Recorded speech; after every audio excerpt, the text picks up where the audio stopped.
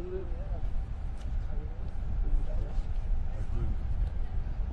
Hello, everybody. Great to see you. Thank you for seeing you. I do know Rod, man. It's never last night. That was great last night. Oh, the sausages were. They were fantastic. You were terrific. Thank you. We got the market seeing the brilliance. Yeah, that's up 27 points. 2,500 tons. Nobody's ever heard of it. It's got to be a record. Yeah. You're making an announcement. Yes, sir. Smart. The key is we're going to get the taxi. Yes, sir. Absolutely. Hello, everybody. How are you? These are nice cars.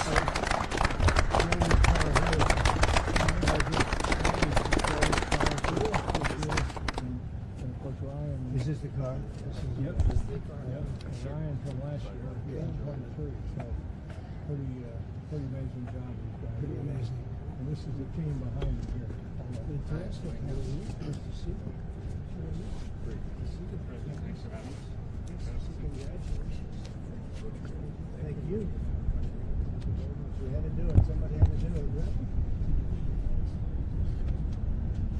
Well, thank you very much, everybody. We have a very special day for a lot of reasons, actually, if you really think about it. But this is a day because Roger Penske's a great friend of mine.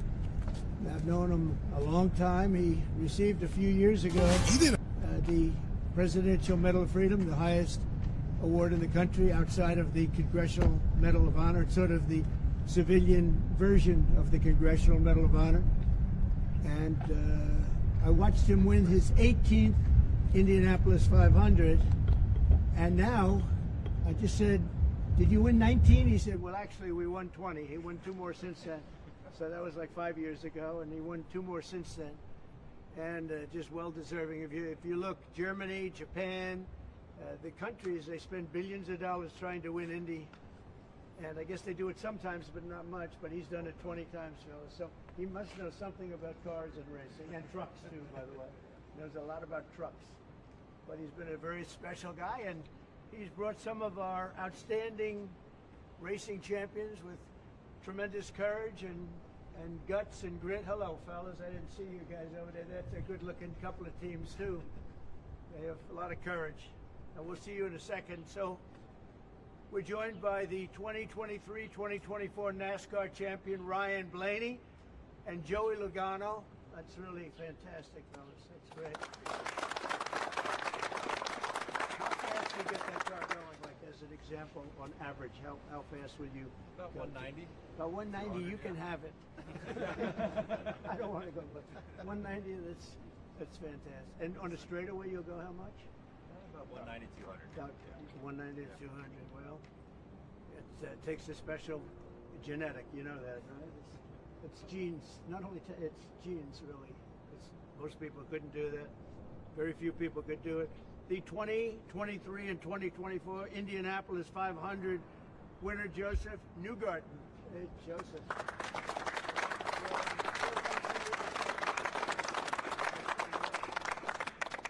And the 2025 champions of the 24 Hours of Daytona, Felipe Nasser, Nick Tandy, and Lawrence Ventura.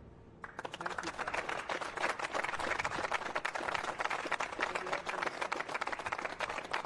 This is just a celebration of racing, and it's a celebration of Roger and his great success and his life, and these incredible champions who really do what very few people could do. Mentally, psychologically, it's a big factor here, like it is in all sports, really, but you need a great physical ability. People that do this, they don't realize what great athletes they are. It's just not the car. I had a friend, he's a very successful guy, but he was a driver. And started off, he wanted to be a race car driver. He wanted to be like you. He wanted to be just like Joey Logano. and he had it for business, but he didn't have it for he said, I just couldn't compete with the good drivers. He couldn't do it, no matter what he did. And he got lucky. He went into business. He made a lot of money. He was very successful. But he said, I couldn't press the accelerator down all the way, and the best drivers could. So there was just a difference. It was really, I never forgot that story. But these are great champions, and it's a great sport. And what you've done in Indianapolis also with the track and everything has been incredible. I mean, it's really incredible. People tell me it's been amazing. I'll have to get there. I'm going to have to get there maybe this year with you. But Open invitation. well, thank you very much. Thank you. We did Daytona. We went around the track in the Beast, what's called the Beast, with the thick windows and the whole thing. And you're not supposed to hear anything, but I heard the fans. They were going crazy outside. So it was a great honor. So I just wanted to welcome them to the White House, a special place, very, very special place. And we love champions, and these are the greatest champions in the world. These are the greatest champions in racing, and it's an honor to have you all. And thank you very much, all of you. Thank you very much. I wouldn't ride in that thing if you paid me. How fast will that go? 240 plus. 240. Yeah. That's unbelievable. A weapon. Two-time winner of the Indianapolis 500, consecutively, right? Yes, sir. So what the hell are you doing? What do you eat? A Because lot I of want milk. some. Drinking a lot of milk. Hopefully it Okay, is. I'm going to take some. And that one is pure speed and endurance, right? Correct, sir. Speed and endurance. Is that car a very different car than, let's say, this one? Very different? Very different. Very different. Yeah. Made for, We gotta last so many hours, right. and we all share the car, so three drivers, Totally different engine. different engine, Everything's different. everything. And you'll go, is it 24 hours? Yep. That's a long time. And that car just, there's no let up, it's just constant, right? That's fantastic. Congratulations. That's endurance. Endurance is a big factor in life and success, I can tell you. So you guys have it. Well, thank you very much. Would you like to ask Roger or any of these champions any questions while we're here? President, I have a question for you. if you Yeah. don't mind. You started the morning saying "be cool," and Be just a cool. few hours later, there was a pause put in on the tariffs. Can you walk us through your thinking about why you decided to put a 90-day pause? Well, I thought that people were jumping a little bit out of line. They were getting yippy, you know. They were getting a little bit yippy, a little bit afraid, unlike these champions, because we have a big job to do. No other president would have done what I did. No other president. I know the presidents. They wouldn't have done it. And it had to be done. What was happening to us on trade, not only with, you know, if you look at it, not only with China, but China was by far the biggest abuser in history, and others also, but somebody had to do it. They had to stop because it was not sustainable. Last year, China made $1 trillion off trade with the United States. That's not right. And now I've reversed it. It's for a short period of time, but we made $2 billion. We're making now $2 billion a day. And somebody had to do it. Roger actually said it. Charles Schwab was here a little while ago, one of the great financial people, and he said he's been waiting for 40 years for somebody to do what I did over the last month. And if you didn't do it, you wouldn't have a country. It wouldn't be sustainable. So I'm honored to have done it. And, you know, look, nothing's over yet, but we have a tremendous amount of spirit from other countries, including China. China wants to make a deal. They just don't know how quite to go about it. You know, it's one of those things they don't know how quite. They're proud people. And President Xi's a proud man. I know him very well. And they don't know quite how to go about it, but they'll figure it out. They're in the process of figuring it out, but they want to make a deal. And we have many other countries, as you know, many more than 75, and they all want to come. And they want to come here, or they'll go to Commerce, or they'll go to Treasury. We have our great senators here and congressmen. They'll call John. They'll do somebody. They'll go through somebody, but they're all calling. How do we do this? They all want to make a deal. Somebody had to do what we did, and I did a 90-day pause for the people that didn't retaliate, because I told them if you retaliate, we're going to double it. And that's what I did with China, because they did retaliate. So we'll see how it all works out. I think it's going to work out amazing. I think that our country is going to be at the end of a year or shorter, but I think we're going to have something that nobody would have dreamt possible. A man like Roger Penske, I don't want to get him in trouble with China, so I won't, but he would know that you have to, someday you have to cut the bow and you have to do what you have to do, right, Roger? And that's what I did, and I'm very happy to have done it. Mr. President, was there anyone The Prime Minister of Greece just told Breitbart's Matt Boyle that he thinks absolutely the European Union and the United States could work out a trade deal that's win-win and, quote, mutually beneficial to both sides. I agree. What do you think about the Prime Minister's comments, and do you think a deal could be struck with the European Union? First of all, I know him. He's a good man, and I appreciate his comments. Yeah, a deal could be made with every one of them. A deal's going to be made with China. A deal's going to be made with every one of them. And there'll be fair deals. I just want fair. They will be fair deals for everybody.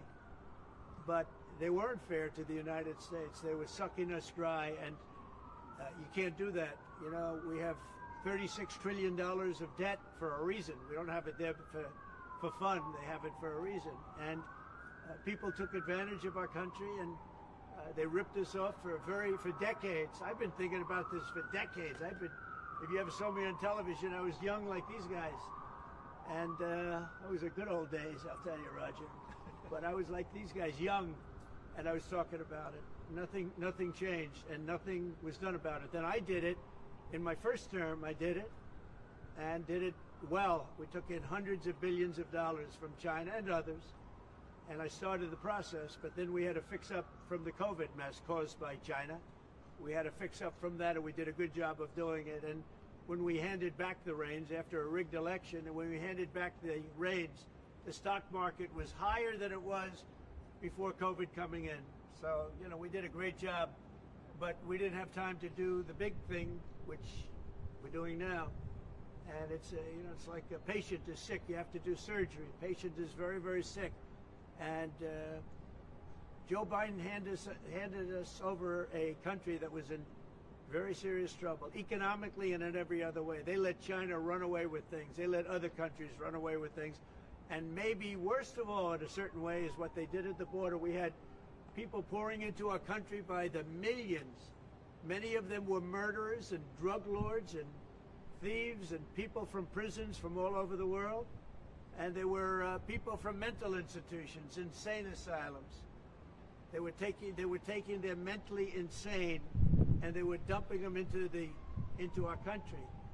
And I'll tell you, Tom Homan and Kristi Noem are doing a fantastic job in removing them. And now the courts, the Supreme Court just gave us numerous good rulings where we have to be able to get them out. You had other judges trying to take over the system.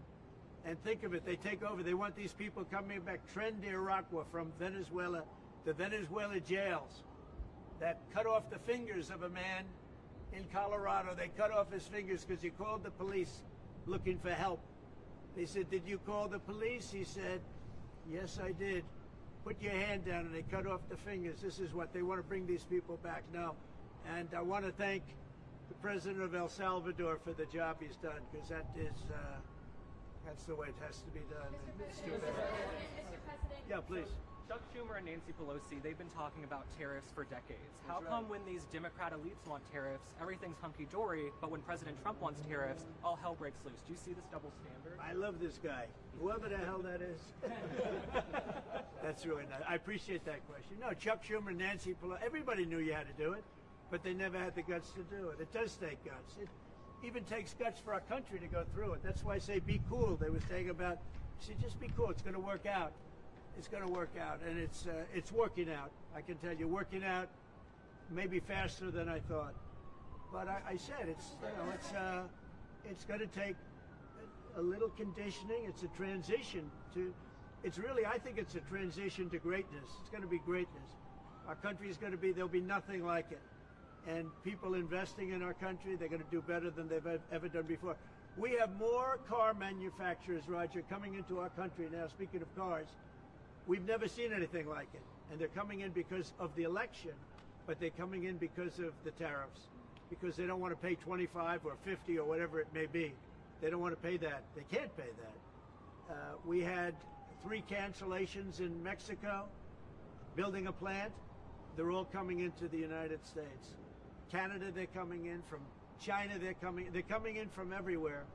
And that's just cars. We have chip makers coming. We're the biggest chip maker in the world from Taiwan, coming in, spending $3 billion to build plants, and mostly a big plant. This is a hell of a plant when you spend the kind of money that they're going to go $200 to $300 billion, not million. You know, you'd say million would be the right number. It's not.